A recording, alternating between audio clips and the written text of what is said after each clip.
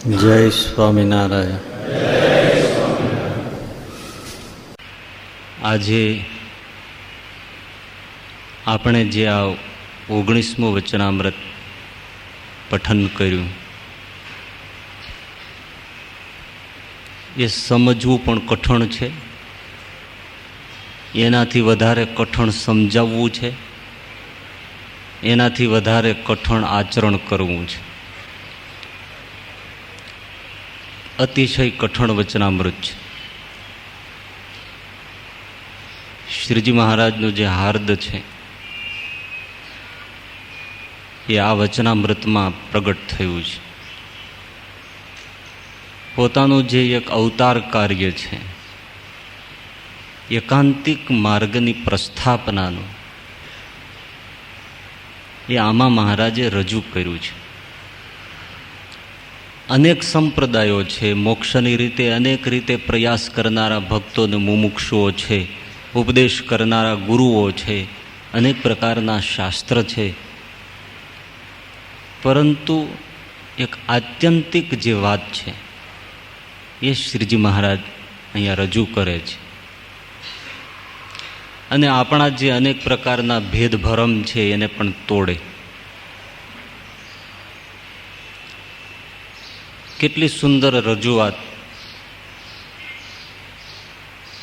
શ્રીજી મહારાજ એમ બોલ્યા જે આ સત્સંગને વિશે પોતાના આત્યંતિક કલ્યાણને ઈચ્છતો એવો જે ભક્તજન તેને એકલી આત્મનિષ્ઠાએ કરીને જ પોતાનું આત્યંતિક કલ્યાણરૂપ કાર્ય સરતું નથી, તથા એકલી પ્રીતિ જે પ્રેમે સહિત 9 પ્રકારની ભક્તિ કરવી તેણે કરીને પણ તે કાર્ય સરતું નથી, તથા એકલો જે વૈરાગ્ય તેણે કરીને પણ તે કાર્ય સરતું નથી, તથા એકલો જે સ્વધર્મ તેણે કરીને પણ તે કાર્ય સરતું નથી.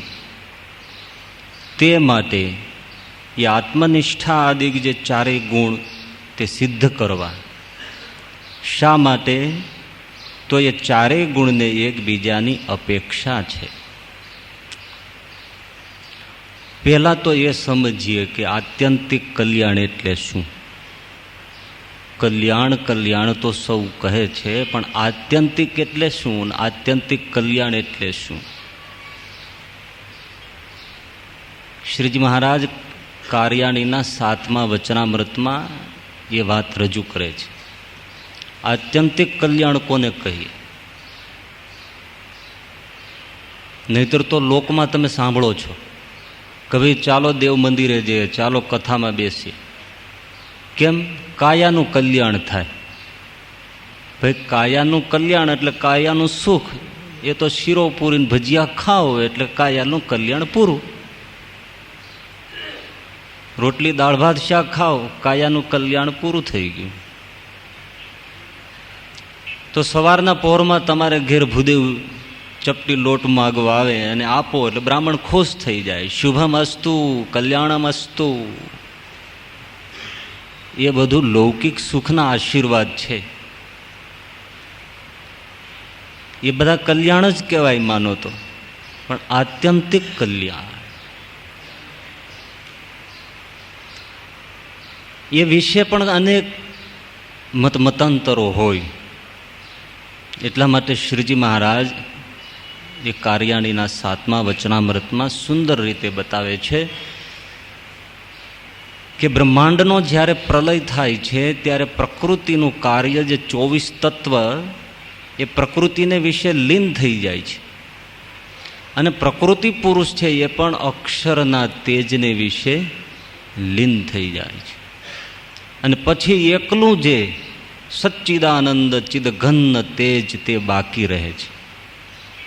એ તેજને વિશે પુરુષોત્તમ નારાયણ વાસુદેવ અખંડ બિરાજમાન રહે છે, સદાય સાકાર મૂર્તિ થકા બિરાજમાન રહે છે.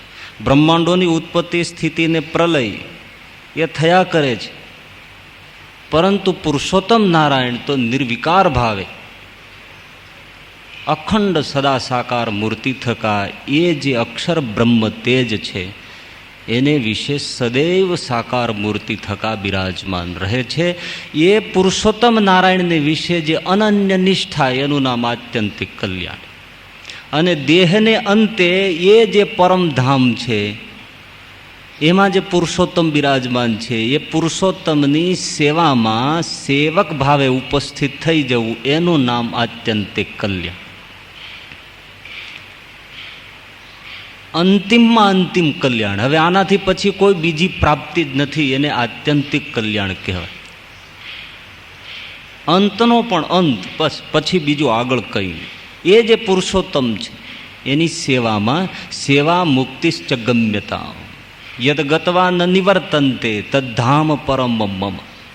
એકવાર પહોંચી ગયા તો પછી જ્યાંથી પાછું ફરવાનું થતું નથી, એવું જે ધામ અને એમાં જે પુરુષોત્તમની મૂર્તિ છે, એ પુરુષોત્તમની સેવામાં ઉપસ્થિત થઈ જવું, એ સેવાની પ્રાપ્તિ કરવી, એનું નામ આત્યંતિક કલ્યાણ.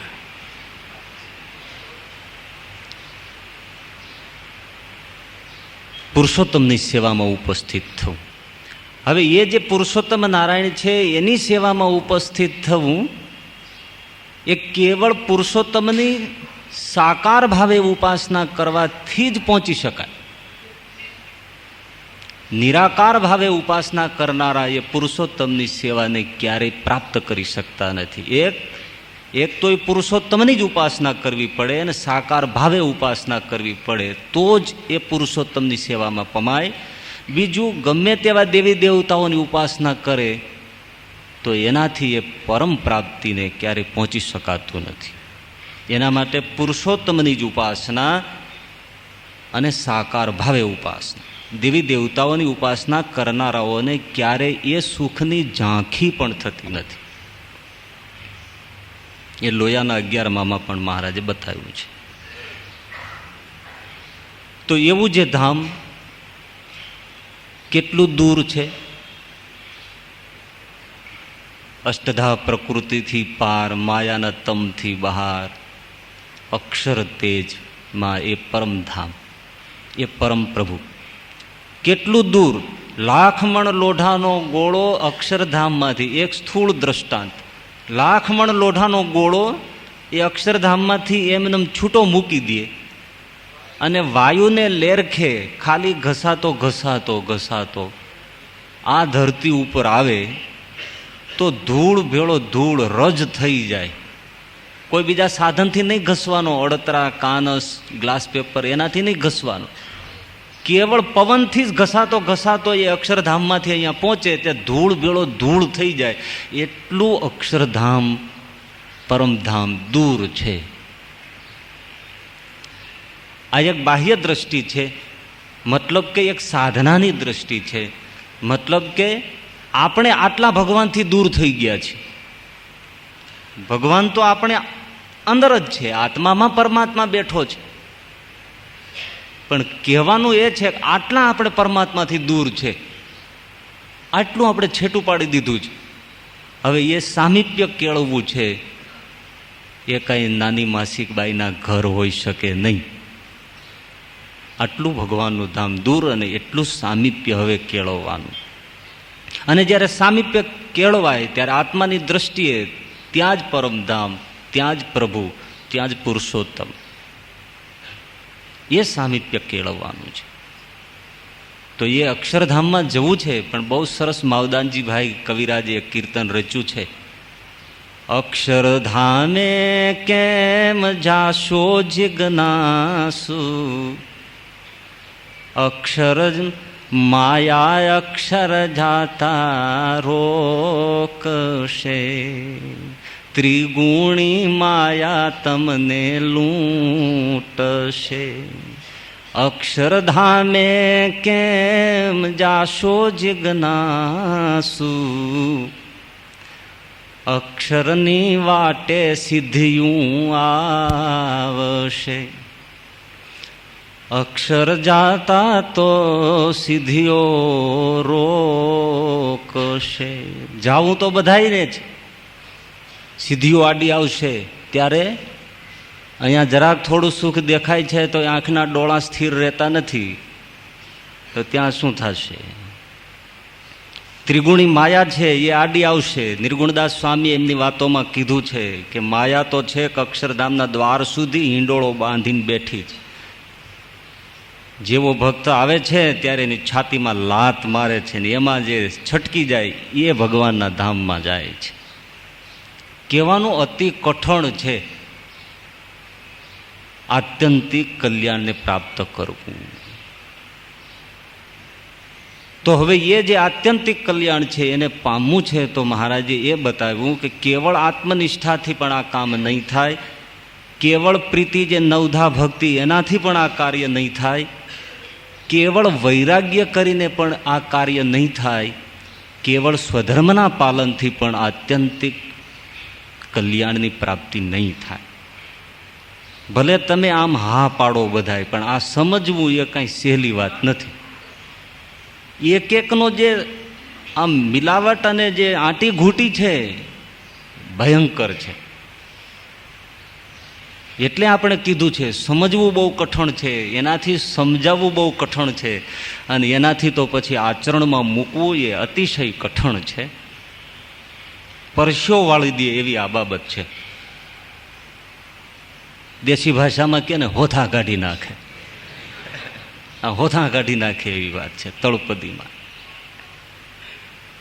અને એટલા જ તમે ધ્યાનથી સાંભળો તો કાંઈક એકાદ ટેપું અંદર આવે. તો હવે એ આત્યંતિક કલ્યાણને પ્રાપ્ત કરવું છે એમાં પહેલી બાબત મહારાજે એ રજૂ કરી કે હવે ચારેયને અપેક્ષા છે, આત્મનિષ્ઠાને, વૈરાગ્યને, પ્રીતિને, સ્વધર્મને. તો એકબીજાને જે અપેક્ષા છે એને લ્યો હવે અમે વિગતવાર સમજાવી.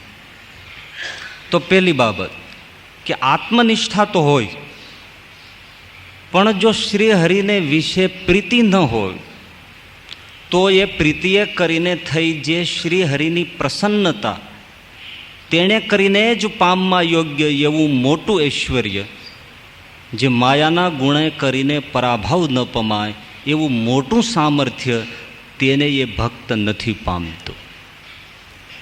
પહેલી બાબત તો એક આત્મનિષ્ઠા એટલે શું? તો જેનો દેહ ભાવ ટળી ગયો છે અને આત્મભાવ જાગૃત થયો છે, દેહ બુદ્ધિ જેની નષ્ટ થઈ ગઈ છે, આત્મબુદ્ધિ જે પ્રગટ થઈ છે. આ જે આપણું શરીર દેખાય છે એક શરીર નથી, આ સ્થૂળ છે, એની અંદર સૂક્ષ્મ છે, એની અંદર કારણ શરીર છે.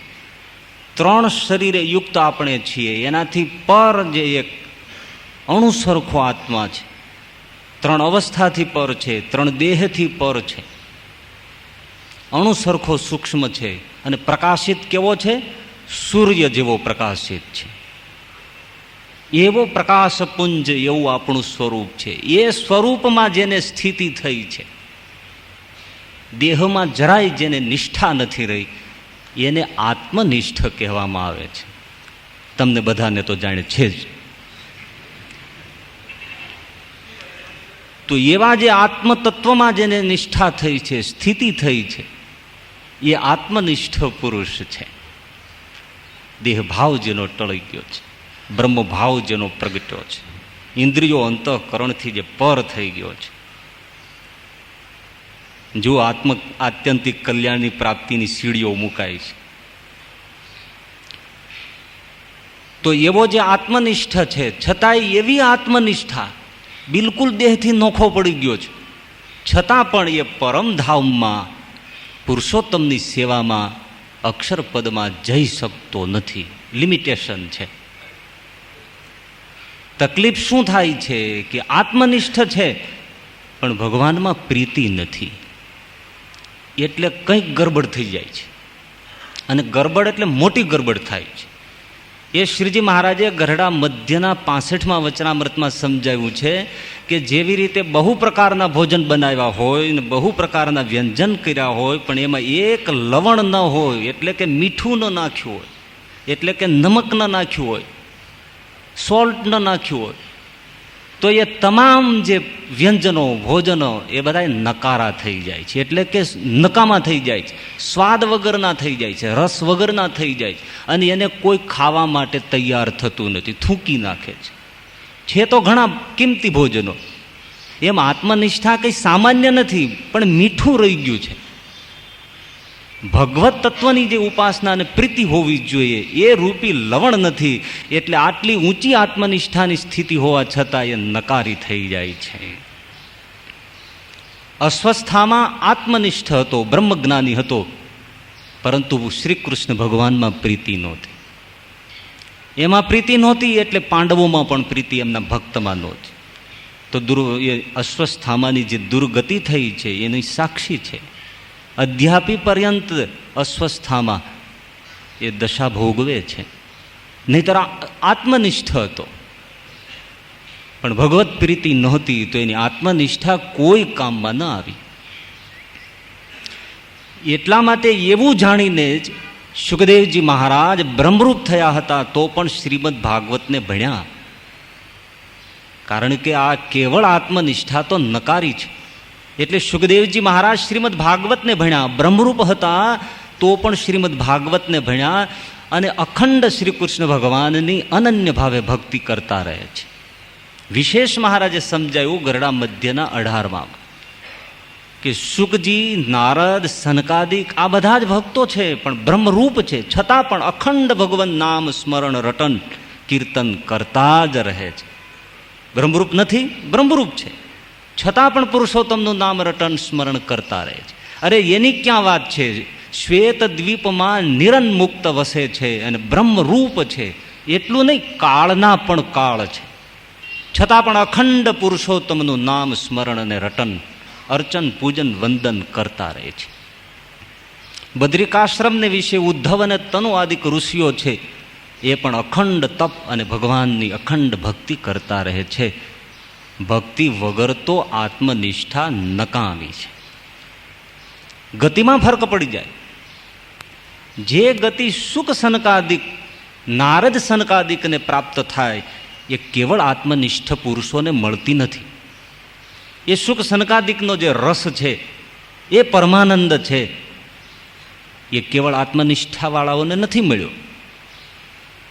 સુખદેવજી મહારાજને જ્યારે આ રસમાં ડૂબ્યા છે ત્યારે સ્વયં પોતે બોલ્યા છે, પરિનિષ્ઠિતોપી નિર્ગુણ્ય ઉત્તમ શ્લોક લીલિયા. રસ બોર થઈ ગયા છે. તો કેવળ આત્મનિષ્ઠા તો મહારાજ કહે બિલકુલ નકારી છે, નકામી છે, એનાથી કાર્ય થતું નથી. અને જેવો રસ આ લોકોને મળે છે એવો પેલાને મળતો નથી. જેવી પ્રાપ્તિ આ સુખ સનકાદિકને મળે છે એવી કેવળ આત્મનિષ્ઠાવાળાને મળતી નથી. એટલા માટે અહીંયા લખ્યું કે શ્રી હરિની પ્રીતિએ કરીને થઈ જે પ્રસન્નતા, તેણે કરીને એક મોટું ઐશ્વર્ય મળે છે. અને ઐશ્વર્ય કયું છે કે માયાના ગુણથી પરાભવ ન થઈ શકે એવું મહાન ઐશ્વર્ય આ ભક્તિવાન પુરુષ, આત્મનિષ્ઠા સહભક્તિવાન પુરુષને પ્રાપ્ત થાય છે, જે સુખ સનકાદિકને પ્રાપ્ત થયું છે. કેવું મોટું ઐશ્વર્ય! તો સારંગપુરના 11માં કહ્યું, નિરંજન પરમમ સામ્ય મુપેતિ. પુરુષોત્તમ નારાયણ જેવો એ ભક્ત થઈ જાય છે, એના સમાન થઈ જાય છે. માયાથી અંજન જે માયા તેણે રહિત થયો એવો પુરુષોત્તમને તુલ્ય થઈ જાય છે. તો તુલ્યપણું એટલે જેમ પુરુષોત્તમ નારાયણ શુભ અશુભ કર્મે કરીને બંધાતા નથી, એમ જ આ ભક્ત પણ શુભ અને અશુભ કર્મે કરીને બંધાતો નથી. અશુભ કર્મ કરે તો પણ જેમ પુરુષોત્તમ બંધાતા નથી એમ આ ભક્ત પણ બંધાતો નથી. આત્મનિષ્ઠાવાળો હલવાઈ રહી. પણ આવો જે ભક્ત છે એ પુરુષોત્તમનું એવું ઐશ્વર્ય પામે છે કે એની તુલ્ય થઈ જાય છે. કૃષ્ણ તાપની ઉપનિષદમાં કથા છે, સુંદર મજાની છે, અને એ મહારાજે ગરડા મધ્યના 10મા વચનામૃતમાં નોંધી છે. વૃંદાવનમાં જ્યારે દુર્વાસા ઋષિ આવ્યા, કેવો સમાન થાય છે. નિરંજન પરમમ સામ્ય મુપેતિ. તો વૃંદાવનમાં દુર્વાસાજી પધાર્યા તો શ્રી કૃષ્ણએ ગોપીઓને કહ્યું કે દુર્વાસા ભૂખ્યા છે તો તમે બધા થાળ લઈને જમાડવા જાઓ. ગોપીઓએ કહ્યું, મહારાજ જાય તો ખરા, પણ આડા જમનાજી છે, ઘૂઘવાટા કરે છે, કેમ જવું? ત્યારે ભગવાન શ્રી કૃષ્ણ અદ્ભુત બોલ્યા, વ્રજાંગનાઓ, હે ગોપીઓ, યમુનાજીને જઈને એમ કહેજો કે શ્રી કૃષ્ણ સદા બાળ બ્રહ્મચારી હોય તો હે યમુના મૈયા અમને માર્ગ દેજો. ગોપીઓ દાંત કાઢવા માંડી. કારણ કે એની સાથે રેમો છે, એનો ભેદ ગોપીઓ જાણે છે. અને એ શ્રી કૃષ્ણ બોલે છે સદા બાળ બ્રહ્મચારી હોય તો યમુનાને કેજો માગ દેશે. હસી હસીને ગોપીઓ ગોટો વળી ગઈ કે આ લાલો જો બાલ બ્રહ્મચારી, કહા કા બ્રહ્મચારી. પરંતુ આજ્ઞા હતી. યમુના જ્યાં કાંઠે ગયા, હાથોમાં થાળ છે. યમુનાને હસતા હસતા એમ કહ્યું કે મૈયા, અમારો કૃષ્ણ સદાય બાળ બ્રહ્મચારી હોય તો માગ દેજો. સડ સડ સડાટ યમુનાએ માગ દઈ દીધું. ગોપીઓ જોઈ રહી લે આ શું છે, આશ્ચર્યમાં ગરકાવ થઈ ગઈ. સામે કાંઠે ગયા દુર્વાસાજીને અનેક ગોપીઓ હતી, એમણે બધા જ થાળ મૂક્યા. દુર્વાસાજી એક પછી એક થાળ જમવા માંડ્યા. બધા થાળ સાફ કરી ગયા. પછી એમ કહ્યું કે જાઓ, હવે હું તૃપ્ત થઈ ગયો છું. ગોપીઓ કહે રે મહારાજ, પણ આડા યમુનાજી છે, અમે કઈ રીતે જઈએ? તો કે આવ્યા કેમ? જી અરે મહારાજ આવી રીતે આવ્યા કે શ્રી કૃષ્ણ સદા બાળ બ્રહ્મચારી હોય એમ અમે કહ્યું. યમુનાએ માગ દીધો. તો દુર્વાસાજી કે હવે એમ કહેજો કે દુર્વાસાજી સદા ઉપવાસી હોય તો યમુના માગ દે. ગોપીઓ કે આ હા હા, આટલું બધું ઝાપટી ગયો, સદા ઉપવાસી. અંબરીશ મહારાજાએ ખાલી જલ અને તુલસીનું પત્ર એકાદશીને દિવસે ગ્રહણ કર્યું તો દુર્વાસાએ ધૂળ કાઢી નાખી હતી. એ દુર્વાસાજી આજ બોલે છે કે સદૈવ ઉપવાસી હોય તો યમુનાને કહેજો માર્ગ દેજો. ગોપીઓએ આવી છે યમુનાને કાંઠે હાથ જોડ્યા છે. દુર્વાસાજી સદા ઉપવાસી હોય તો માગ દેજો. સડસડ સડાટ યમુનાએ માગ આવી.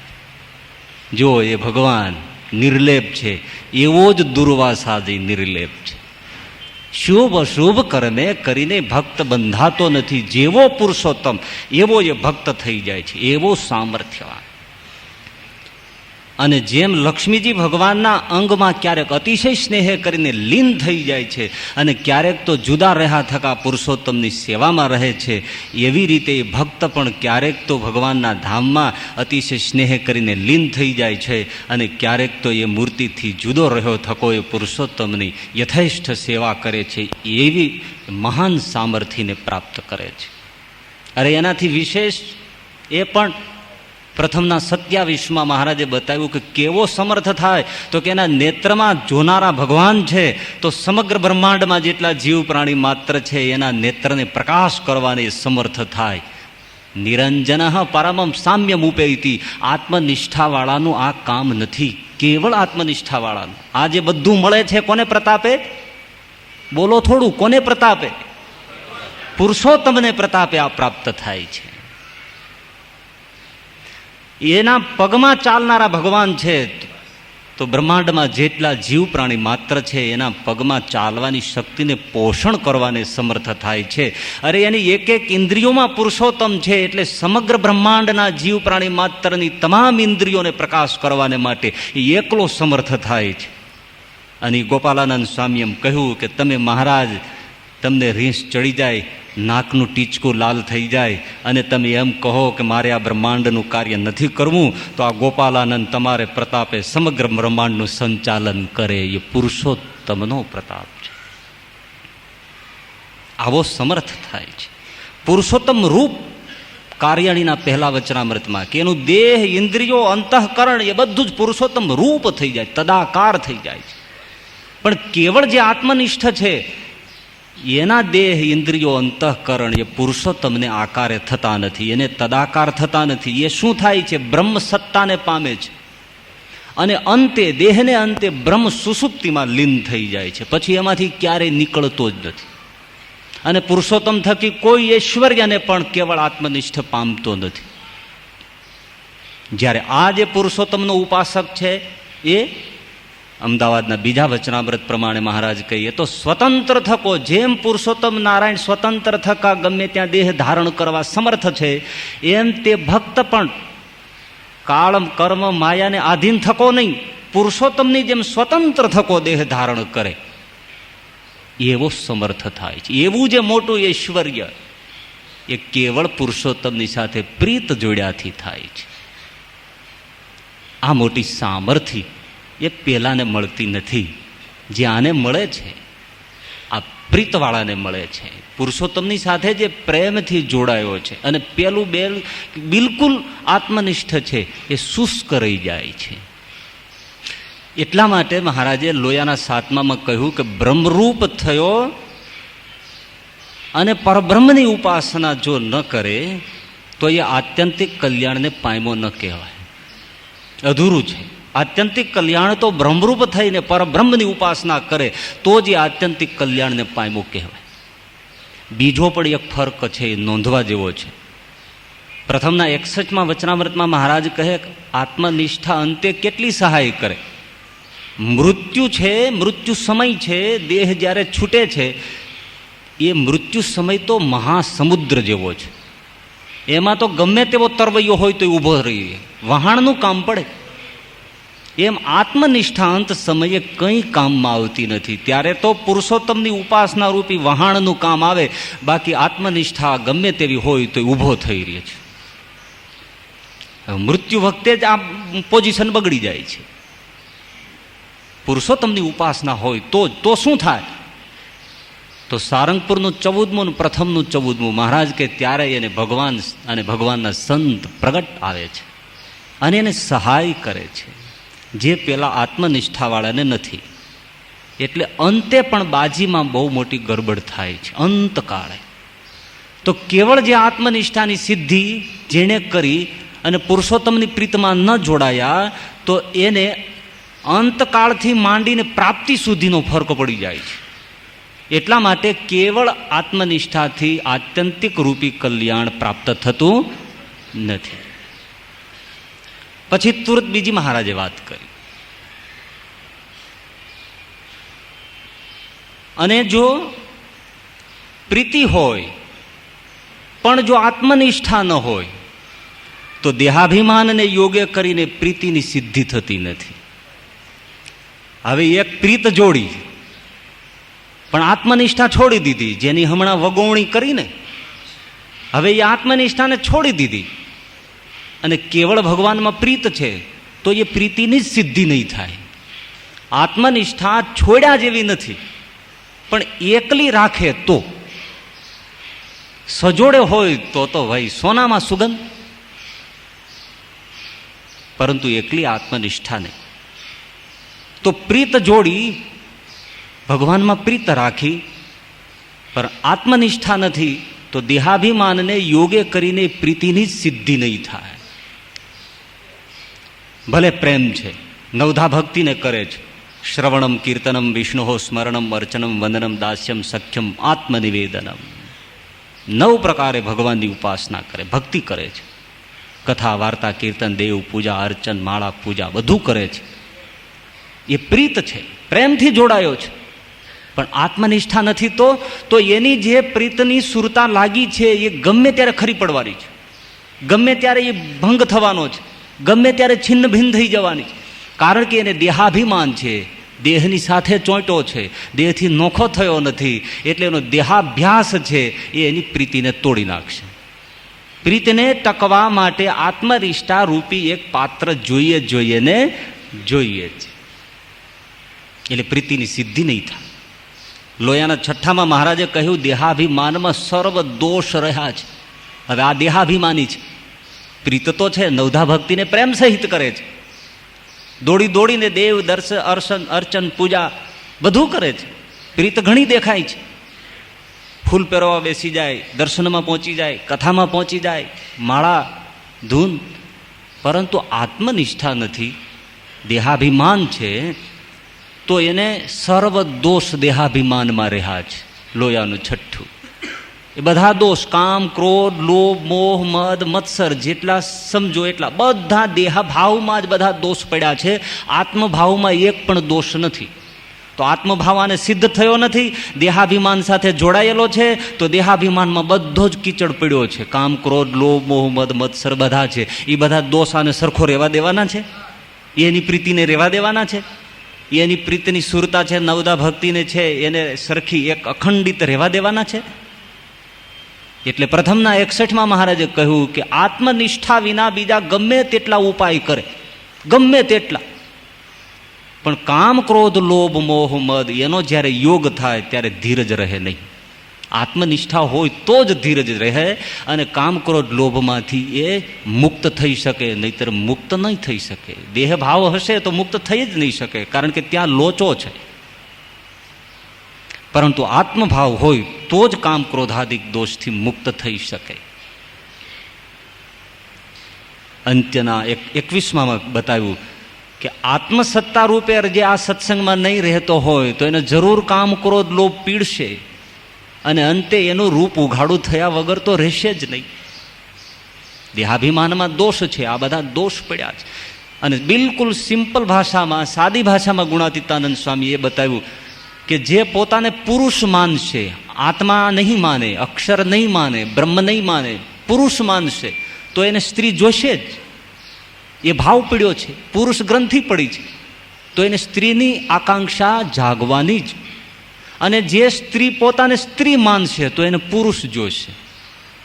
પરંતુ જ્યારે પોતાને બ્રહ્મ માનશે ત્યારે કંઈ નહીં છે.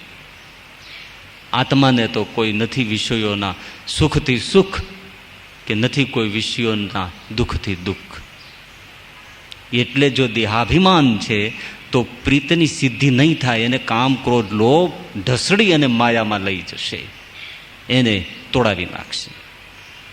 અંત્યના 33માં થોડો સરળ રીતે મહારાજે અર્થ સમજાવ્યો કે જો દેહાભ્યાસ છે, દેહાધ્યાસ છે, તો જ્યારે દેહમાં રોગાદિક કષ્ટ પ્રાપ્ત થાય અથવા અન્ન વસ્ત્રાદિક ન મળે અથવા કઠણ વર્તમાનની કંઈક પાળવાની આજ્ઞા થાય તો દેહાધ્યાસ છે એટલા માટે એને ભક્તિનો ભંગ થાય, વિકળ થઈ જાય, કોઈ વિચાર ન રહે અને ચાળા ચૂથવા માંડે. આ દેહાભ્યાસને લીધે થાય છે. હવે આવું થતું હોય તો પ્રીતની સિદ્ધ ક્યાંથી થાય? દેહાભ્યાસ છે, રોગાદિક પ્રાપ્તિ થાય. તો કોઈનું એવું શરીર છે કે જેને ક્યારેય રોગ આવે જ નહીં. શરીર છે એટલે સમજવાનું જ છે કે એ આપણે પાર કરવાનું જ છે. અવશ્યપણે રોગ થાય ને થાય જ. અને અત્યાર સુધીની ઉંમરમાં પણ આપણને રોગની પ્રાપ્તિ થઈ જ હશે. અને એ રોગની પ્રાપ્તિ થઈ હોય, માંદા પડ્યા હોય, ત્યારે આપણી જે કંઈ ભક્તિ ભાવના છે એ કેવી હોય છે એ જરા તપાસી લીધા જેવી હોય. અમારે પૂનાવાળા, પનવેલવાળા દયાળજી બાપા હતા, જે અહીંયા આવતા અને થોડી એમને દાઢની, દાંતની એવી થોડી પીડા થઈ એટલે સિવિલમાં દાખલ કર્યા. બીજે દિવસે સંતો મળવા ગયા, ઠાકોરજી લઈને દર્શન કરાવવા ગયા. તો દર્શન તો કરી અને પછી સંતોના હાથ પકડીને માથું મૂકીને ધ્રુસકે ડોસો રડી જ પડ્યા.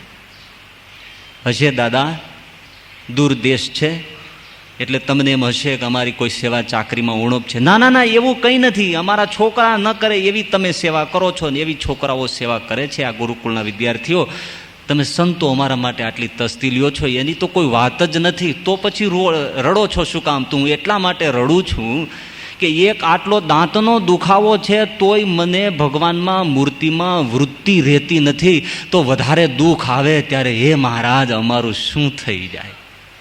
એ કેટલો જાગતો પુરુષ છે કે આટલા દર્દમાં જો ભગવાન ભૂલાઈ જતો હોય તો પછી હજી તો અંતકાળના દરિયા તરવા છે. અને એ મહારોગના કદાચ વાવાઝોડા આવે ત્યારે અમારું શું થાય? એટલા માટે હું તો આ જોઈને જ હવે રડું છું કે મારું શું થાય. નરભેરામ દવે કરીને એક ભક્ત હતા, આપણા ગુરુજીએ વાત કરતા, બીમાર હતા, છેલ્લી અવસ્થા હતી. મળવા ગયા એટલે મોટા સંતે પૂછ્યું કે કેમ છે ભગત, શરીરમાં ઘડી પીણા? પણ એ ભક્તરાજ એમ કીધું કે સ્વામી, ઘોડો માંદો છે પણ અસવાર તો બરાબર છે.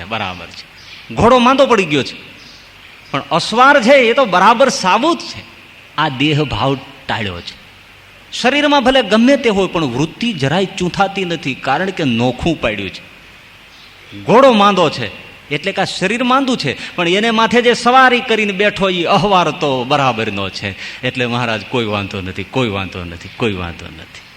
સફર બરાબર થાય છે. આત્મનિષ્ઠાનો આ ભાવ છે. અને જો આત્મનિષ્ઠા ન હોય તો વૃત્તિઓ ચૂંથાઈ જાય, રોગ તોડી નાખે, માનસિક વૃત્તિઓને છિન્ન ભિન્ન કરી નાખે. સ્વસ્થ હોય ત્યારે તો બધી બરાબર હોય, કંઈ વાંધો ના આવે. 5-25 લાડુ ખાઈ જતા હોય ત્યાં સુધી શું વાંધો આવે? પરંતુ પાવળું પાણીએ ન પીવાય, દેહમાં કોઈ પીડાનો પાર ન હોય ત્યારે હે હરિ મુકુંદ ગિરધારી ગોવિંદ ગોપાલ એ રટ લાગવી એ તો બહુ કઠણ છે. આપણા પૂજ્ય ગુરુદેવ સ્વામીજી, એની છેલ્લી માંદગી હતી અને હાર્ટની તકલીફ હતી ને. ડૉક્ટર કોશિયા રાજકોટના બહુ સારા સુપ્રસિદ્ધ ડૉક્ટર, એને દવાખાનામાં સ્વામીને દાખલ કર્યા.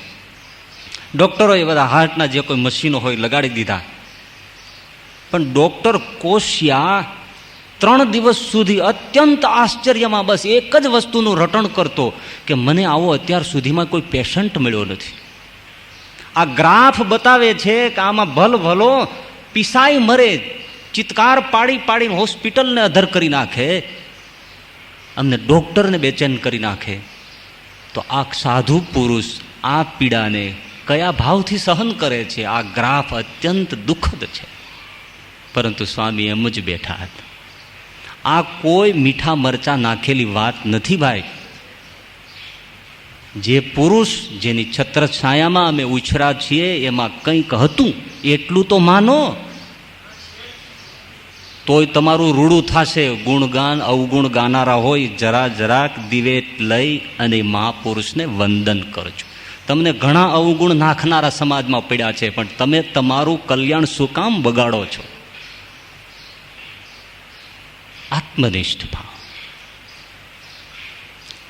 પીડાથી પર થવું, વૃત્તિઓને ચૂંથવા ન દેવી, એ આત્મનિષ્ઠા વગર થતું નથી.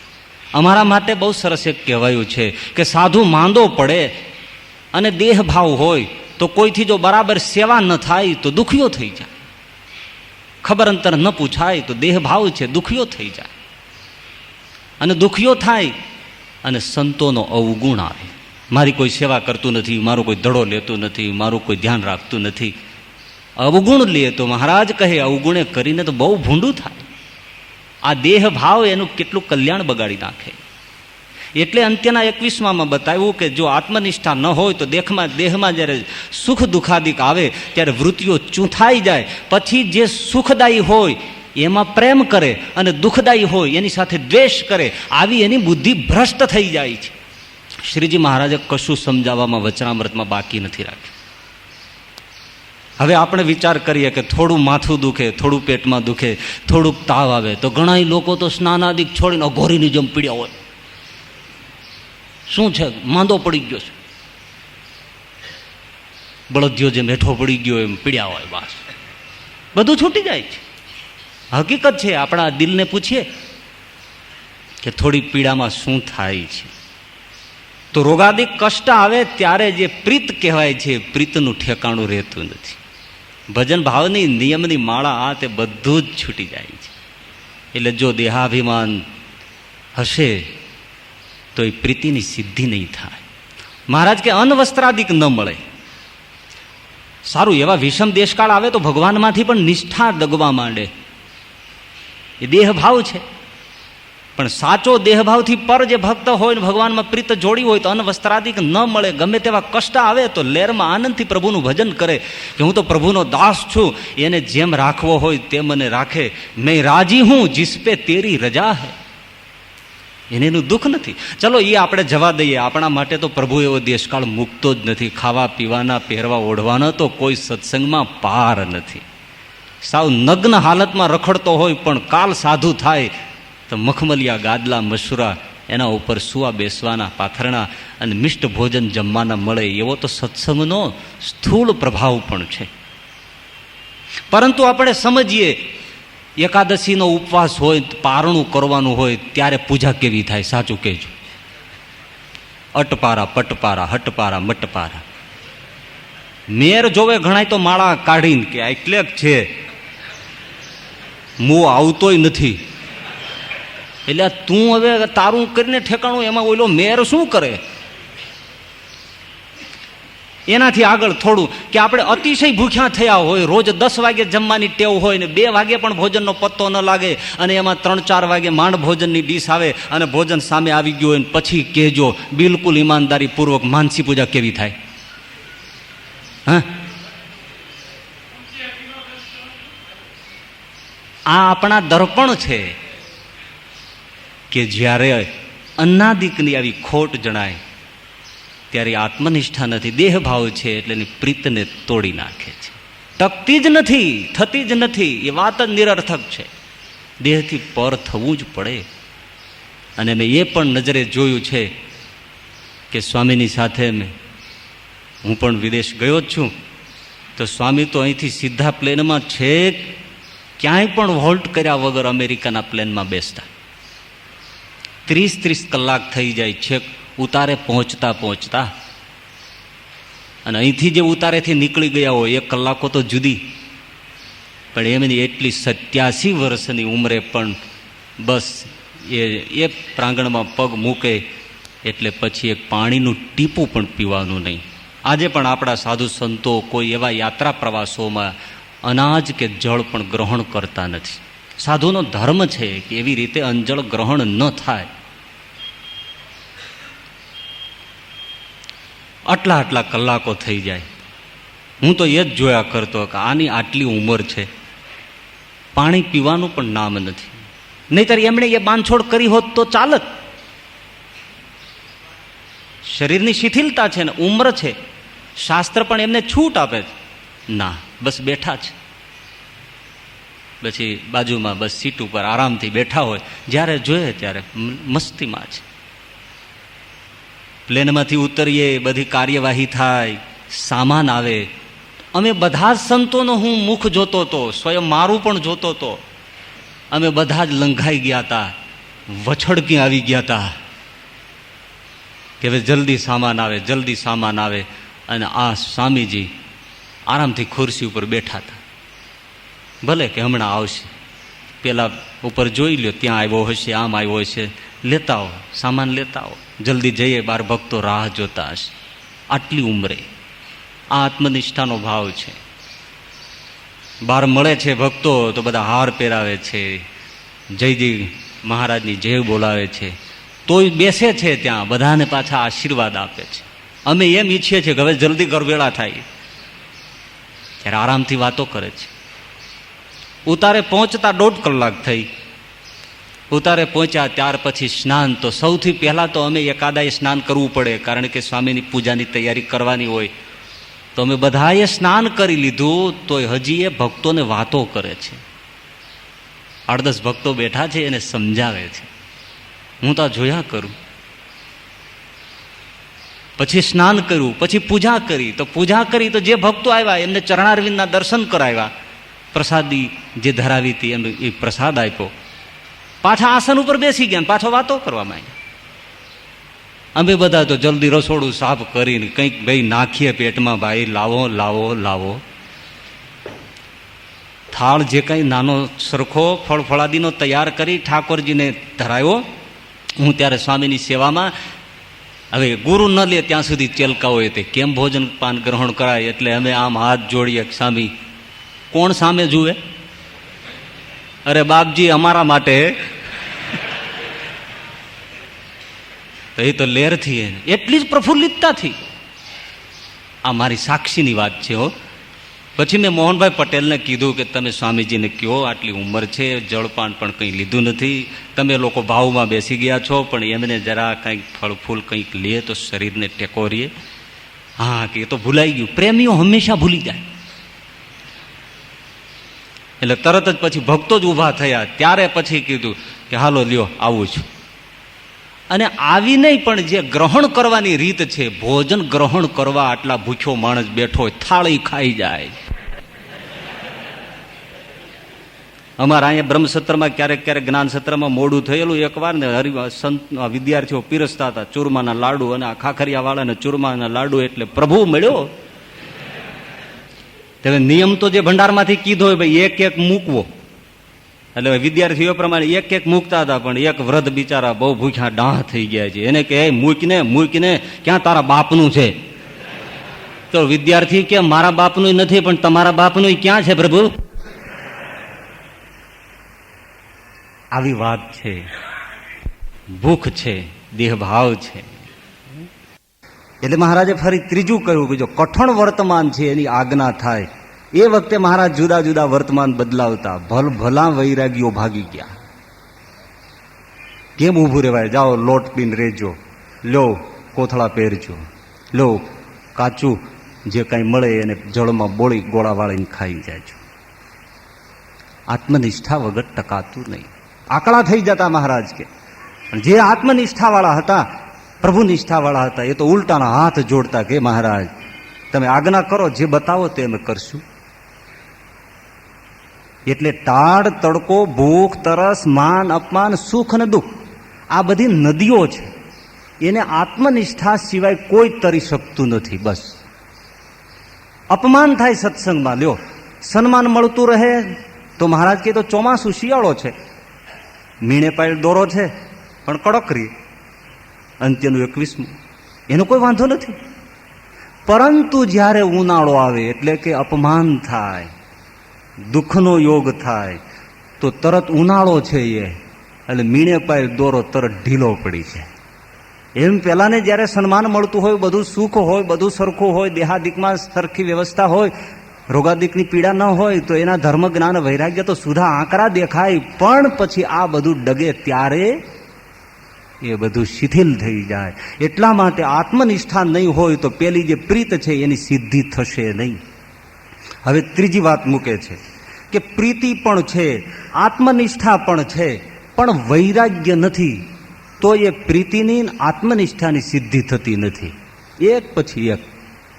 પ્રીતિ મેળવી લીધી, આત્મનિષ્ઠા થઈ, એટલે જે કહ્યું એ બધું તરી શક્યો. ભૂખ, તરસ, માન, અપમાન, સુખ, દુઃખ, દેહના ભાવ એ બધા તરી ગયો.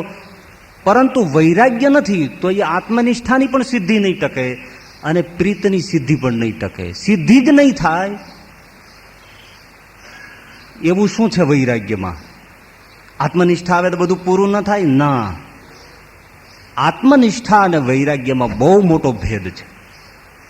એ ભેદને જરા ધ્યાનથી સાંભળીએ. આત્મનિષ્ઠા છે એ દેહાદિક જે રાગ છે એને કાપી નાખે છે. દેહ સંબંધી જે સમસ્યાઓ છે, જે વિકારો છે, જે કંઈ પ્રશ્નો છે, પીડા છે, એને આત્મનિષ્ઠા તોડી પાડે છે. એટલે એમાંથી રાગ મિટાવી અને સુખદાયક બનાવી દે છે. વૈરાગ્ય છે એ જગત સંબંધી જે પદાર્થો છે, વિષયો છે, સ્ત્રીયાદિક પદાર્થ છે, પંચ વિષયો છે, એમાં રાગ તોડાવી નાખે છે. આત્મનિષ્ઠાનું ક્ષેત્ર દેહ છે, વૈરાગ્યનું ક્ષેત્ર દેહ સિવાયનું પૂરું જગત છે કે જેમાં પંચ વિષયો પથરાઈને પડ્યા છે, ભોગના પદાર્થો પથરાઈને પડ્યા છે, સ્નેહને વશ થયેલી અનેક વ્યક્તિઓ, સંબંધીઓ એ બધા પથરાઈને પડ્યા છે. એમાં આત્મનિષ્ઠા કંઈ કામ નથી કરતી. આત્મનિષ્ઠા તો દેહમાં કંઈ ગડમથલ થાય તો એમાં એ પહોંચી વળે. અને આ જે બહારનું જગત છે એના માટે તો વૈરાગ્ય જોઈએ. એનું ક્ષેત્ર, એનું કાર્યક્ષેત્ર વૈરાગ્ય છે. એ પંચ વિષયોમાંથી તોડે, એ સ્ત્રીમાંથી પ્રીત તોડે, એ પુત્રમાંથી પ્રીત તોડે, એ ધનમાંથી પ્રીત તોડે. એટલે ત્યાં તો વૈરાગ્ય જોઈએ, ત્યાં આત્મનિષ્ઠા વાળાનું કોઈ કામ નહીં. કારણ આત્મનિષ્ઠા ઢાલ છે અને વૈરાગ્ય તલવાર છે. જ્યાં તલવાર કામ આવે ત્યાં તલવાર કામ કરે, ઢાલનું કામ હોય ત્યાં ઢાલ કરે. હવે અહીંયા કાપવાનું જ કામ છે, ત્યાં ઢાલ શું કરે? અને દેહાદિકમાં તો બધી પીડાઓને ઝીલવાની છે, તો ત્યાં તલવાર ન જોઈએ, ત્યાં ઢાલ જોઈએ. આત્મનિષ્ઠા ઢાલ છે, વૈરાગ્ય તલવાર છે. બીજી બાબત, આત્મનિષ્ઠામાંથી એટલે કે આત્મજ્ઞાનમાંથી વૈરાગ્યનો જન્મ થાય. આત્મજ્ઞાન પ્રાપ્ત થયું હોય તો જો એને એક બ્રહ્માંડનો વિચાર આવે, પ્રલયોનો વિચાર કરે, તો આત્મજ્ઞાનમાંથી વૈરાગ્યનો છોડ અંકુરિત થાય, બેશક અંકુરિત થાય. અંત્યનું 24મું બતાવે છે, જેને જ્ઞાનાંશ વૈરાગ્ય કહ્યો, જેને બૃહદ વૈરાગ્ય કહ્યો. આત્મજ્ઞાનમાંથી, આત્મનિષ્ઠામાંથી વૈરાગ્યનો છોડ જન્મી શકે, પણ વૈરાગ્યમાંથી આત્મનિષ્ઠા તો ક્યારેય જન્મે નહીં. એનું ક્ષેત્ર પેદા કરવાનું છે જ નહીં. આત્મનિષ્ઠામાંથી વૈરાગ્ય પેદા થઈ શકે, પણ વૈરાગ્યમાંથી આત્મનિષ્ઠા પેદા ન થઈ શકે. બસ એ વૈરાગ્યમાં રહી રહે. બીજી બાબત, આત્મનિષ્ઠાવાળો હોય દેહ દમન કરી શકે. અને દેહ દમન કરે પણ ખરો, અને લગભગ કરે. પણ વૈરાગી હોય એ દેહ દમન ન કરી શકે, લગભગ કરે જ નહીં. અને જો કરે તો એમાં આત્મનિષ્ઠા ભળી છે, એ 100%ની વાત છે. આત્મનિષ્ઠા વગર દેહ દમન થઈ જ ન શકે. અને વૈરાગ્ય છે એ દેહ દમન કરી ન શકે. આત્મનિષ્ઠા વાળો દેહ દમન કરી શકે. એટલે આત્મનિષ્ઠ છે એ તપસ્વી હોય, પેલો ત્યાગી હોય. એ વિષયોનો, પંચ વિષયોનો, સ્ત્રીયાદિકનો એ બધાનો ત્યાગ કરી નાખે. પણ એ તપસ્વી ન હોય, લગભગ હોય જ નહીં. વૈરાગી તપસ્વી ન હોય, આત્મનિષ્ઠ હોય એ ત્યાગી ન હોય, એ તપસ્વી હોય. આત્મનિષ્ઠ તપસ્વી હોય પણ ત્યાગી ન હોય. વૈરાગી છે એ ત્યાગી હોય પણ તપસ્વી ન હોય. આત્મનિષ્ઠા વાળો છે એ તપસ્વી છે, એ ઉપવાસ કરશે, વ્રત કરશે, દેહ દમન કરશે, ખાશે નહીં, પીશે નહીં, સૂશે નહીં, બધું કરશે. પણ એની પાસે ત્યાગ નહીં હોય. મતલબ કે તમે જઈને શ્રીફળ મૂકો, સાકર મૂકો, દ્રાક્ષ મૂકો, બદામ મૂકો, કાજુ મૂકો, તો એ તરત કહે છે હારું મૂકી દો. કારણ કે એને રાગ પદાર્થોનો ગયો નથી. એ ભૂખ્યો મરી જાય, ભલે પછી ખાય નહીં, પણ એ મૂકો તો એમ ન કે કાંઈ નહીં, ભલે રાખો, પડ્યું છે કામ લાગશે. એ આત્મનિષ્ઠા વાળાનું આ ક્ષેત્ર છે. એ પદાર્થોનો તો ધક્કો નહીં જ મારે, એ બધું રાખી મૂકશે. આપશો તો રાજી થશે, તપ ઘણું કરશે, પણ પદાર્થ નહીં છોડી શકે. જ્યારે વૈરાગી છે એની પાસે કોઈ પદાર્થ લઈને જાઓ તો ઘા કરી દે, હટો અહીંથી, નથી જોતું, ફેંકી દે. પણ એને કહો તમે ઉપવાસ કરો તો કે ના, ખાવા જોશે. એટલે જે સુરા ખાચર આદિ જે બધા દરબારો છે એને ગ્રહ છોડવાનું કીધું તો બધા હાલી નીકળ્યા. પણ એકાદશી આવે એટલે બધા ઢીલા. મહારાજા માણસ મારી આવી છે, બસ અમને રોટલા ખાવા દો. કેમ?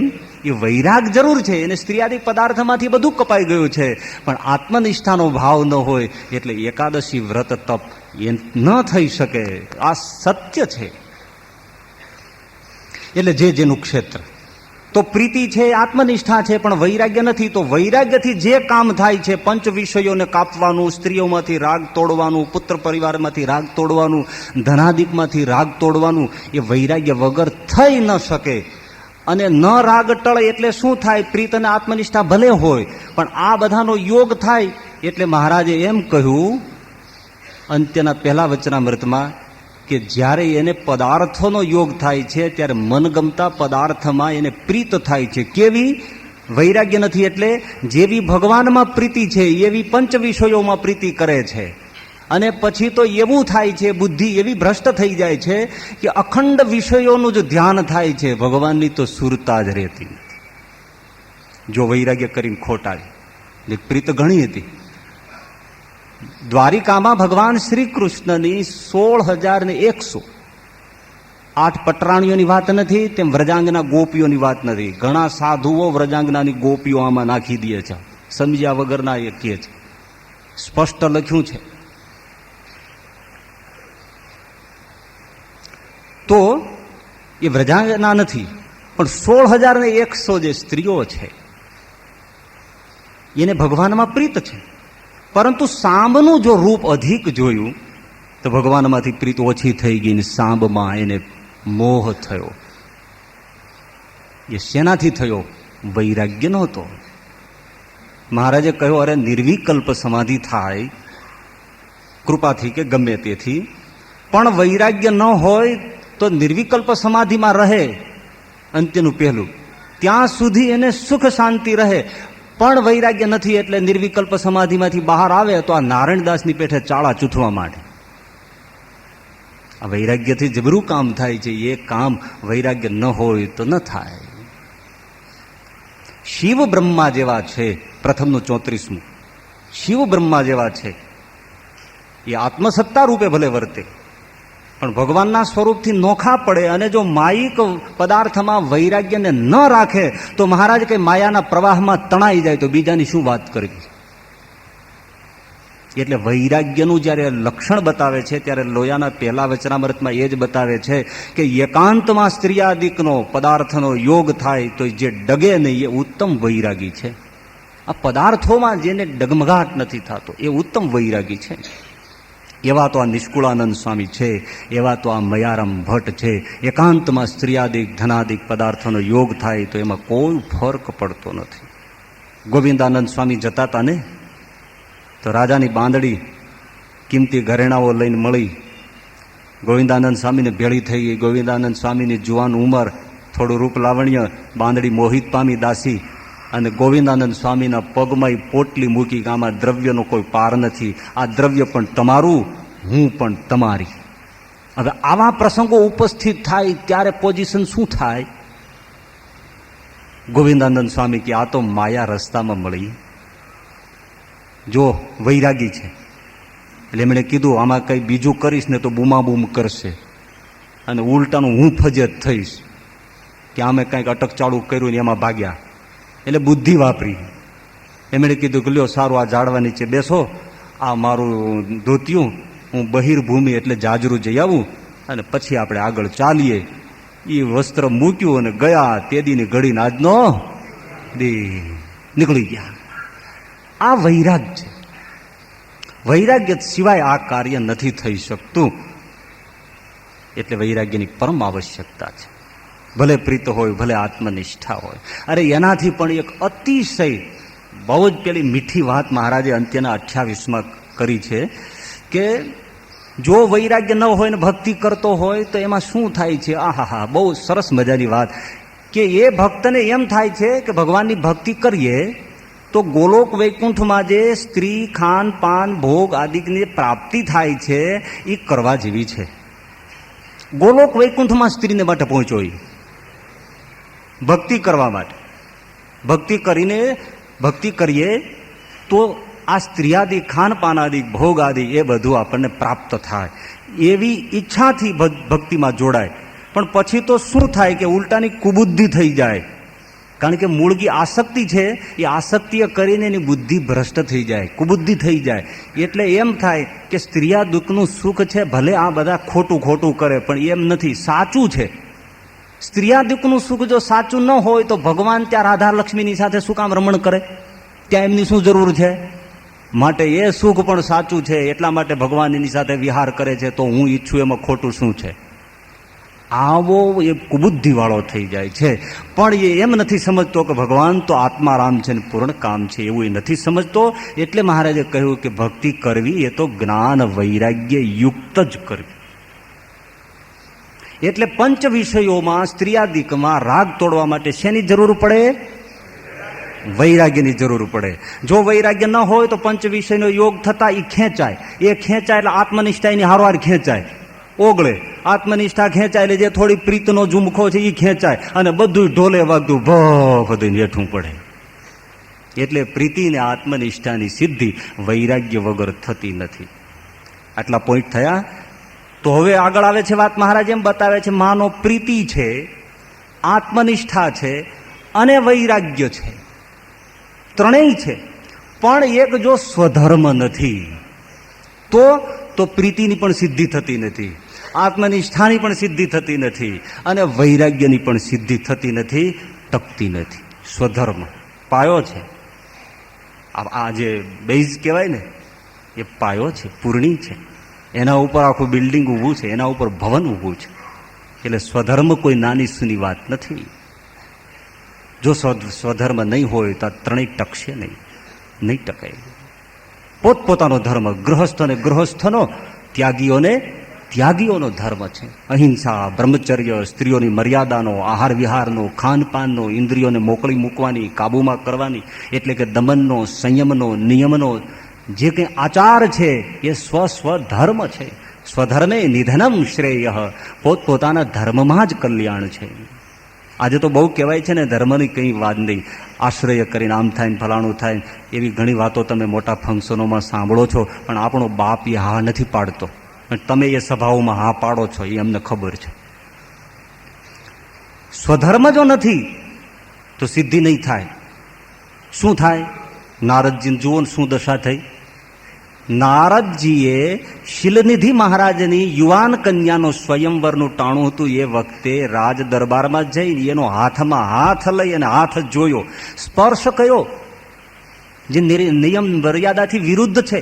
યુવાન દીકરીનો હાથમાં હાથ લીધો અને એને ચહેરા સામે તાકી રહ્યા. પરિસ્થિતિ નારદજીની બગડી ગઈ. નહીતર નારદજી ક્યાં છે? પ્રીતના તો આચાર્ય છે, ભક્તિ માર્ગના આચાર્ય છે. નારદ ભક્તિ સૂત્રના રચયિતા છે. સા પરાનુરક્તિ પ્રેમ સ્વરૂપા એના નિરૂપણ કરતા છે નારદજી. આત્મનિષ્ઠા તો બ્રહ્મરૂપ છે, વૈરાગ્યનો તો કોઈ પાર નથી. પરંતુ એક સ્વધર્મનું સેજ લીકેજ. શિલનિધિ રામાયણમાં શિલનિધિ નામ આપે છે, બીજા પુરાણોમાં અંબરીશ નામ આપે છે. જે હોય તે, પણ યુવાન કન્યાનો હાથ જોયો, નારદજીનો વિચાર ફરી ગયો. નારદજીને એમ થયું ઘણા વર્ષ સુધી આમને એકલમડ રહ્યા, પણ હવે તો પરણીએ તો ઠીક. અને પરણીએ તો આને જ પરણીએ ને. સ્વયંવર થાય જ છે તો આવ્યા છે તો આપણે પણ ફોર્મ ભરી દઈએ ને. અને નારદજી ભાગ્યા છે. પણ વિચાર કર્યો કે આટલા બધા તપ ઉપવાસ વ્રત એ બધું કર્યું, જોડા જેવા મોઢા થઈ ગયા, હાથીકડા જેવા શરીર થઈ ગયા. કન્યા વરય તે રૂપમ, આવી યુવાન અને રૂપવાળી કન્યા એ મને નારદ કે ઠોઠાને શું વરે. એટલે એક પગે ઉભા રહીને ભગવાન ઉપર તપશ્ચર્યાનો પ્રારંભ કર્યો. અને સ્તુતિ ઉપર સ્તુતિ નારદજી લલકારતા જાય છે, હે ભગવાન જલ્દી પ્રગટ થાવ, જલ્દી તમારું કામ પડ્યું છે. ભગવાન તરત આવ્યા. નારદજી કહે મહારાજ આપ જલ્દી દોડી આવ્યા. હા નારદ તારો પુકાર સાંભળીને આવ્યો છું. શું છે બોલ બેટા, શું છે? તો કે મહારાજ આવી રીતની ઘટના છે, હવે બહુ સાધુ જીવન ગાળ્યું, હવે ગૃહસ્થી થવું છે. ભગવાન તો જોઈ રહ્યા, હજળ થઈ ગયા પ્રભુ. પેલા નારદ તું કેટલાયને સાધુ કરનારો, પેલા દક્ષના કેટલા છોકરા 10,000 ને બાવા કરી મૂક્યા, અને આ તું? હા મહારાજ એ બધું સંભાળોમાં, જૂનું ન સંભાળવું. હા તે શું ઈચ્છા છે પ્રભુ? નારદજી શું ઈચ્છા છે? બસ મહારાજ કન્યા વરય તે રૂપમ, રૂપ નથી એટલે જરા તમારું રૂપ આપી દો. રૂપ ઓછીનું ન મળે, અક્કલ વેચાતી ન મળે, પ્રીત પરાણે ન થાય. આ 3 વસ્તુ એમ મળે નહીં. પરાણે પ્રીત કરવા જાય જોડા ખાય, એવી જ રીતે કઈ રૂપ ઓછીનું ન મળે, અને અક્કલ છે એ કઈ હાટમાં મળે નહીં કે લ્યો 50 રૂપિયા 1 કિલો આપી દો. ઘણા ડબલા ખાલી છે, નહીં તો ન ભરી લે. આ 3 વસ્તુ એમ નથી મળતી. પણ નારદજી જુઓ, એમણે કહ્યું પ્રભુ રૂપ આપી દો તમારું, એકવાર જમાવટ કરી દો સ્વયંવરમાં. હા કેટલાય ઘોડા ઘડી નાખ્યા છે. જે ભગવાનના ગુણગાન અખંડ ગાનારા, એ સંસારનો ક્ષણ ક્ષણનો સંકલ્પ કરે છે. ભગવાને કીધું નારદજી યથા સમયે યથા કાલ બધું થઈ રહેશે. તથાસ્તુ કઈ નીકળી ગયા. નારદજીને એમ થયું પ્રભુએ મારા ઉપર આશીર્વાદ આપ્યા છે. આમ જોયું ત્યાં રૂપની ઝાંખી થઈ હોય એવું લાગ્યું. હા એ વખતમાં કઈ એટેચીમાં અરીસા તો રાખતા નહીં. નારદજીને થઈ ગયું બરાબર છે. આમ બરાબર ભગવાને કર્યું એવું, શરીર બધું આમ જરા જાકજમાક થઈ ગયું. આ કોણ જોવે? ભગવાન એનું મોઢું વાંદરાનું કર્યું, બાકી બધું જ વિષ્ણુ રૂપ બનાવ્યું. એવું સરસ. નારદજી તો ફૂલાતા ફૂલાતા એ સ્વયંવરમાં આવી ગયા છે. પેલી જ ચેર ઉપર ખુરશી ઉપર બેસી ગયા. નકામો કન્યાને ધક્કો ખવડાવો, આગળ જવું જ ન પડે. અને શિલનિધિની કન્યા વિશ્વમોહિની હાથમાં વરમાળા લઈને એક પછી એક આવી નારદજીને પેલા જોયા. શુકનમાં જ વાંદરો બેઠેલો જોયો. એમણે દાસીઓને કીધું મારા બાપને બોલાવો અને અનુચરોને મોકલીને આ વાંદરાને બહાર કાઢી મૂકે, અહીંયા કેમ બેઠો છે? એમ કરીને આખી લાઈન જ છોડી દીધી. ઓયલા મીંડા અકળાવા કે આની વાહે અમે રહી ગયા. તો નડે તો બધા નડે ને. નારદજીને ખબર ન પડી કે આવું કેમ થઈ ગયું, પણ અકળાવા માંડ્યા. એને એમ થયું કે મને બરાબર જોયો નથી. ઉઠીને પાછી બીજી લાઈનમાં આવ્યા તો ઓલી કન્યા એ લાઈન છોડીને આગળ ગઈ. નારદજી આવી ટપાટપી કરવા માંડ્યા. એને એમ થાય કે આવું મારું રૂપ અને મારી સામે ન જુએ ને બીજે હળિયા પાટી કાઢે છે. એટલે નારદજી એને દેખાડવા માટે આગળ આગળ જાય. લટ્ટુને પછી ધ્યાન નથી રહેતું. તો પછી શિવગણ 2 હાજર હતા. એમણે નારદજીને કીધું મુનિરાજ દોડાદોડી ના કરો, તમારી પાસે અરીસો ના હોય, જરા પાણીમાં જઈને મોઢું જુઓ એટલે બધી ખબર પડી જશે. કથા તો બહુ મોટી છે, આપણે ટૂંકમાં લઈએ છીએ. નારદજીએ જળમાં જઈને જોયું ત્યારે મોઢું વાંદરાનું જોયું. અને જે ગુસ્સો ચડ્યો ભગવાન વિષ્ણુ ઉપર, તું કપટી છો, તું આવો છો, તું લુચ્ચો છો, તું મેલો છો, જેવો તું શ્યામ છો એવો જ દિલનો શ્યામ છો. તે કોઈનું ઠેકાણું નથી પાડ્યું. મેં આટલી બધી તારા નામ ઉપર વીણા તોડી નાખી, તાર તોડી નાખ્યા, અને તોય આજે ખરે ટાણે તે મારું બગાડી નાખ્યું. મેં માગી માગીને તારી પાસે શું માગ્યું? એક કન્યા સાથે લગ્નનું માગ્યું તો ઠેકાણે પડવા ન દીધું. લાલ ત્રાંબિયા જેવા થઈ ગયા. ગુસ્સામાં ભગવાન વિષ્ણુને વૈકુંઠમાં જઈને ગલાવી નાખું દોડ્યા. ત્યાં તો ભગવાન ઓલી વિશ્વ મોહિનીને પરણી અને એ રથમાં લઈને જ નીકળ્યા. નારદજીને રસ્તામાં જ હામાં મળ્યા. નારદજીએ જોયું એ જ છોકરી અને આ ભગવાન વિષ્ણુ આખે એને આને જ વરમાળા પહેરાવી દીધી અને નારદજી ફાટ્યા. મહારાજ આ શું છે, મને પરણવા કેમ ન દીધો? અને જે ગાળો શરૂ કરી એ રથમાં લક્ષ્મીજી બેઠા હતા. એમણે ભગવાનને કીધું મહારાજ હવે નથી સંભળાતી હો મારાથી, આ હદ કરે છે. ભગવાને કીધું લક્ષ્મીજી આના મોઢે અત્યાર સુધી પરમ પ્રિય સ્તુતિઓ સાંભળી, આ થોડી ગાળો આપે છે, તમે કેમ અકળાવો છો? મને આની ગાળો મધુર લાગે છે, કારણ કે મારું બાળક છે. અને ભગવાને આમ જ્યાં એના ઉપર હાથ ફેલાયો, નારદજીને તરત જ જ્ઞાન થઈ ગયું, અરે મહારાજ હું ક્યાં ભૂલો પડી ગયો. દોડીને ભગવાનના પગ પકડી લીધા, હે પ્રભુ હું ભૂલો પડી ગયો છું. એટલે ભગવાને કહ્યું કે નારદજી તું મારો બાળક છે. નાનું બાળક હોય એનું હિત. નાનો છોકરો પરણવાની જીદ લે 5 વર્ષનો, મારે લગ્ન કરવા છે. કેમ લગ્ન કરવા?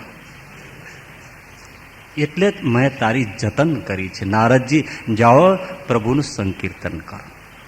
હવે આમાં એ જોવાનું છે કે જુઓ, પ્રીત નારદજીની ઉડી ગઈ, સંસારમાં મન લાગ્યું, આત્મનિષ્ઠા ગાયબ થઈ ગઈ, કારણ કે દેહ ભાવમાં રૂપ માગ્યું એટલે એ પણ નીકળી ગયું. અને પ્રીત ગઈ, આત્મનિષ્ઠા ગઈ અને વૈરાગ્ય ગયો, કારણ કે સંસારમાં મન લાગી ગયું. રાગને માટે દોટ કાઢી તો ત્રણેય વસ્તુ નીકળી ગઈ. બ્રહ્માથી વિશેષ કોઈ મોટો ન કહેવાય તો સરસ્વતીની સામે મર્યાદા મૂકીને જોયું તેની પાછળ દોડ્યા, જે એની દીકરી થાય છે, તનયા કહેવાય છે. જો સ્વધર્મના ભંગનું પરિણામ. પારાશર ઋષિએ મત્સ્યગંધાની સાથે એકલા નદીનો વિહાર કર્યો તો એની સાથે સંસાર માંડી બેઠા અને પછી છોડીને ભાગી જવું પડ્યું. એટલે મહારાજે ગરડા મધ્યના 35માં વચનામૃતમાં કહ્યું કે ભલે નામ કીર્તન કરતો હોય, ભલે ચરિત્ર શ્રવણ કરતો હોય, ભલે ભગવાનનો આશ્રય રાખતો હોય, પણ જો સ્વધર્મનું પાલન નથી કરતો તો માથે પાણો લઈ અને દરિયો તરવા ઈચ્છે એવો જાણવો. અને કેવો જાણવો? એને ચાંડાલ જેવો જાણવો. જો ઉપમા આપી, એને ચાંડાલ જેવો જાણવો. ધર્મ નથી રાખતો તો કોઈ સંજોગોમાં ભવસાગર પાર નહીં થાય. માથે પાણોને કેમ તરે? એ ચાંડાલ છે. લોકમાં એમ કહેવાય છે, મહારાજ કે મન ચંગા તો કથરોટ મેં ગંગા. એ ઉક્તિ ખોટી છે. ગમે તેવો સમાધિનિષ્ઠ અને વિચારવાન સાધુ કે ભક્ત હોય, પણ સ્ત્રીઓના યોગમાં રહેવા માંડે તો એનો કોઈ દિવસ ધર્મ ન રહે. અને ગમે તેવી ધર્મવાળી સ્ત્રી હોય, જો પુરુષના સહવાસમાં રહેવા માંડે તેનો ધર્મ ન રહે. સ્ત્રીને પુરુષ મર્યાદા છોડીને સાથે રહે તો કોઈનો ધર્મ રહે, એવી તો મહારાજ કે આશા રાખવી જ નહીં. આ વાત તે આમ જ છે, એમાં કઈ શંકા નથી. અને આપણે જુઓ ને, ધર્મ નથી તો ત્યાં ભક્તિ નથી. માતા ભક્તિ નથી, કારણ પતિવ્રતા છે. શ્રીજી મહારાજના માતા પિતાનું નામ ધર્મ અને ભક્તિ છે. જો ધર્મ નથી તો ત્યાં ભક્તિ નથી, કારણ કે ભક્તિ દેવી પતિવ્રતા છે. જ્યાં ધર્મ છે ત્યાં ભક્તિ છે. અને ધર્મ અને ભક્તિ નથી તો ત્યાં ઘનશ્યામનું પ્રાગટ્ય નથી, પ્રભુનું પ્રાગટ્ય નથી. એટલે પ્રીત જોઈએ, આત્મનિષ્ઠા જોઈએ, વૈરાગ્ય જોઈએ અને સ્વધર્મ જોઈએ. 4 પૂરું થઈ ગયું. હવે 2 બાબત આવે છે કે એકલો સ્વધર્મ હોય તો મહારાજે અહીંયા બતાવ્યું કે એકલો સ્વધર્મ હોય અને પ્રીત ભગવાનમાં ન હોય, આત્મનિષ્ઠા ન હોય, વૈરાગ્ય ન હોય તો ભૂલોક, ભૂવરલોક અને બ્રહ્માના લોક પર્યંત જે લોક છે એનાથી બહાર જે માયાના તમને ઉલ્લંઘીને પાર જે શ્રી હરિનો અક્ષરધામ, તેની પ્રાપ્તિ થતી નથી. એની ગતિ ક્યાં સુધી? બ્રહ્માના લોક સુધી. ભૂલોકથી બ્રહ્માના લોક સુધી 7 લોક છે. ભૂલોક મનુષ્યો રહે, ભુવરલોક મલિન દેવતાઓ રહે, સ્વર્ગલોક ઇન્દ્રાદિક દેવતાઓ રહે, મહરલોક અર્યમાદિ પિતૃઓ રહે, જનલોક અને તપલોક ભૃગવાદિક ઋષિઓ રહે અને સત્યલોક બ્રહ્મા નિવાસ કરે. આ 7 લોકમાં ફર્યા કરે કેવળ સ્વધર્મથી. કયો સ્વધર્મ? ભલે દાન કરે, પુણ્ય કરે, અહિંસા રાખે, બ્રહ્મચર્યનું પાલન કરે, સ્વ ધર્મનું પાલન કરતો હોય, દાન, દયા, શૌચ, તપ બધું જ આચાર પાળતો હોય. સ્વધર્મ, વર્ણાશ્રમનો ધર્મ. ઘણા ખૂબ ધર્મનિષ્ઠ હોય છે, માનવ સેવા કરતા હોય છે, પણ માધવ સેવા ન કરતા હોય તો પુણ્ય થાય છે. મધ્યનું 21મું અને અંત્યનું 21મું એમાં વિગતવાર મહારાજે સમજાવ્યું છે કે એને દેવલોકાદિકની પ્રાપ્તિ થાય છે, પણ પ્રભુના ધામની પ્રાપ્તિ નથી થતી. કારણ કે વર્ણાશ્રમ ધર્મ છે એ તો ધર્મ, અર્થ અને કામ પરત છે. સુખ આપે વર્ણાશ્રમ ધર્મ પાળવે કરીને તો સંસારમાં કીર્તિ રહે અને દેહે કરીને બહુ સુખીઓ રહે. આ વર્ણાશ્રમ પાળ્યાનું ફળ છે, સ્વધર્મ પાળ્યાનું આ ફળ છે. જો ભગવાનની ભક્તિ કે ઉપાસના નથી તો એકલો સ્વધર્મ, બસ એનું ફળ આ. દેહ કરીને સુખીઓ થાય, આ લોકમાં પણ સુખી થાય અને જેવું પુણ્ય છે એવા લોકમાં જાય અને દેવલોકને પ્રાપ્ત કરે, ઇવન બ્રહ્માના લોક સુધી જાય, પણ પુણ્ય ખૂટે એટલે પાછો જ મૃત્યુ લોકમાં આવી નિવાસ કરે. આવી રીતે સુખનું ફળ છે એ ભોગવા કરે, પણ અનંત શાશ્વત એવું પ્રભુનું ધામ છે, ત્યાં ક્યારેય જઈ શકતો નથી. મહારાજ કે ભગવાનની ઉપાસના ન રાખે, નામ સ્મરણ ન રાખે અને કોઈ એકલા ધર્મે કરીને જો ભવસાગર તરવા કલ્યાણ કરવા ઈચ્છે છે તો એ કેવો છે? પેલો માથે પાણો લેતો હતો, તો આ કેવો છે કે તુંબડા બાંધીને સાગર તરવા ઈચ્છે એવો ડાયો જાણવા. તો તુંબડા બાંધીને સાગર કેમ તરે? એટલે એકલે સ્વધર્મે કરીને કલ્યાણ થતું નથી. અરે પંચાળાના 7માં એમ કહ્યું કે જો ભગવાનમાં ન જોડાય તો ગમે તેવો ઉર્ધ્વ રહેતા બ્રહ્મચારી હોય, ઉર્ધ્વ રહેતસ બ્રહ્મચારી હોય, મહાત્યાગી હોય, તોય એનું કલ્યાણ થતું નથી. અતિ કઠણ છે. એટલે એકલો સ્વધર્મ છે એ નકારો છે. ઘણા લોકો ખૂબ ધર્મી લોકો દેખાય છે, એમણે ધર્મનું પાલન આવશ્યક છે, પણ પ્રભુની ઉપાસના ભક્તિ પ્રીત તો અતિ આવશ્યક છે. તો જ શાશ્વત પ્રભુના ચરણની સેવા અને સુખ મળી શકે. હવે એકલો વૈરાગ્ય હોય અને પ્રીત અને આત્મનિષ્ઠા ન હોય તો મહારાજ કહે એ પણ વાંજીઓ છે. એકલો વૈરાગ્ય એ શ્રીહરિના સ્વરૂપ સંબંધી જે પરમાનંદ એની પ્રાપ્તિ એને થતી નથી. વૈરાગી છે એટલે પંચવિશ્વ એને આટાપાટા મટી ગયા છે તો એને શાંતિ જરૂર છે, કારણ કે ક્યાંય એને ખેંચાણ નથી, શાંતિનો અનુભવ કરે છે. પરંતુ પ્રભુનો જે પરમાનંદ છે એ એકલો વૈરાગ્ય છે, પ્રીત અને આત્મનિષ્ઠા કે પ્રભુની ભક્તિ નથી, તો પ્રભુના સ્વરૂપ સંબંધી સુખની તો લવલેશ પણ ઝાંખી થતી નથી. વૈરાગ્ય કરીને વિષયોની પેલી નથી પીડા એટલે સુખ છે. એને વૈરાગ્ય સંસારમાંથી તોડી નાખ્યો પણ કશે જોડ્યો નહીં. સંસારમાંથી તોડવું, ભગવાનમાં જોડવું એ જ ખરા ભક્તનું લક્ષણ છે. રેલવેમાં ડબ્બો જોડાયેલો છે, એ રેલવે દીવ બાજુ જાય છે. દીવ ને ગોવા ને તો બધી દરિયાની પટ્ટીમાં બધી રમણભૂમિ છે ને, ફરવાની પટ્ટીઓ છે. ચલો દીવ બાજુ ડબ્બો વિચાર કરે મારે નથી જવું, તેનાથી નોખો પડી ગયો તો દીવ જતો અટકી ગયો, પણ ત્યાં પડ્યો રહ્યો હોય એટલે યાર્ડમાં મુકાઈ ગયો. યાર્ડમાં એને શાંતિ જ છે. એવી શાંતિ કેવળ વૈરાગ્યવાળાને છે. પણ એ જ ડબ્બો યાર્ડમાંથી નીકળી દ્વારિકા જતી ટ્રેનમાં આંકડો લગાડી દે તો દ્વારિકાધીશના દર્શન થઈ જાય. બોલો દ્વારિકાધીશ કી. આ પ્રભુમાં જોડાઈ ગયો એટલે એને સુખ મળે, પરમાનંદ મળે. નહીતર કેવળ વૈરાગ્ય એટલે યાર્ડમાં પડેલા ડબાન સમાન છે. તો ચારેય વસ્તુ હવે ટૂંકમાં ઉપસંહારમાં આત્યંતિક કલ્યાણ જોઈએ છે તો આ આત્યંતિક કલ્યાણ 4 વસ્તુ જોઈશે. પ્રીત જોઈશે, આત્મનિષ્ઠા જોઈશે, વૈરાગ્ય જોઈશે અને સ્વધર્મ જોઈશે. ચારેય જોઈશે તો જ આત્યંતિક કલ્યાણ થશે. એ વગર આત્યંતિક કલ્યાણ નહીં થાય. હવે ખોટ છે તો ખોટ જે છે એ ખોટને ટાળવા માટે એવા જે એકાંતિક સંત છે એની સેવા અને સમાગમે કરીને ખોટ ટાળવી, એનાથી જ દૂર થાય. એકાંતિક સંત કોણ? કે જે આ ચારેય યુક્ત છે. આત્મનિષ્ઠા યુક્ત છે, વૈરાગ્ય યુક્ત છે, ભક્તિ યુક્ત છે અને પ્રીત સ્વધર્મ યુક્ત છે. એ એકાંતિક સંત છે. વરતાલના 3જામાં વિશેષ બતાવ્યું છે. દીવા જેવા છે, મશાલ જેવા છે, વીજળી જેવા છે, વડવાના લગ્ન જેવા છે. જેવો એકાંતિક સંત મળે એવો માલામાલ કરે. એટલે આપણે તો જો આ ખોટ દેખાતી હોય તો એવી ટાળવા માટે એવા સંતની જરૂર પડે. એ તો જેવું દર્દ એવો ડોક્ટર જોઈએ ભાઈ. હા, હવે આપણે દર્દ કંઈ હોય, આંખનું દર્દ હોય ને નાક કાન ગળાવાળા પાસે પહોંચી જઈએ તો ઉલટાનું આપણું કાપી નાખે ભાઈ. એટલે જેવું આપણને પીડા છે કે જેની ખોટ છે એવાની પાસે પહોંચે તો મહારાજ કે એની પૂર્તિ થાય અને અંતે પ્રભુના પદને પામે, એટલે કે આત્યંતિક કલ્યાણને પામે. પણ કેવળ આત્મનિષ્ઠા આત્યંતિક કલ્યાણ ન થાય. કેવળ વૈરાગ્ય આત્યંતિક કલ્યાણ ન થાય. કેવળ સ્વધર્મ આત્યંતિક કલ્યાણ ન થાય. પણ કેવળ ભક્તિ નવધા પ્રીત સહિત હોય તો કલ્યાણ તો થાય છે, પણ ભક્તિ ઉપર ભય બહુ છે. એટલે મધ્યના 26માં જ બતાવ્યું છે કે આજે આત્મજ્ઞાનની વાત કરીએ છીએ, આજે વૈરાગ્યની વાત કરીએ છીએ, આજે સ્વધર્મની વાત કરીએ છીએ. કલ્યાણ તો ભક્તિએ કરીને જ થાય છે, પણ 3 છે એના સહાયક ઉપકરણ છે કે ભક્તિને ભંગ ન થવા દે, અખંડ પ્રભુની ભક્તિ રખાવે. એટલા માટે આત્મનિષ્ઠાની જરૂર છે, એટલા માટે વૈરાગ્યની જરૂર છે, એટલા માટે સ્વધર્મની જરૂર છે. કલ્યાણ તો ભક્તિએ કરીને જ થાય છે, કલ્યાણ આશ્રય કરીને થાય છે, કલ્યાણ ભગવાનને સર્વ કરતા જાણવાથી થાય છે. પણ આત્મનિષ્ઠા વૈરાગ્ય સ્વધર્મ કલ્યાણદાયક નથી. પણ ભગવાનની ભક્તિને પરિપૂર્ત કરવા માટે, રક્ષા કરવા માટે તો જરૂર છે ને છે જ.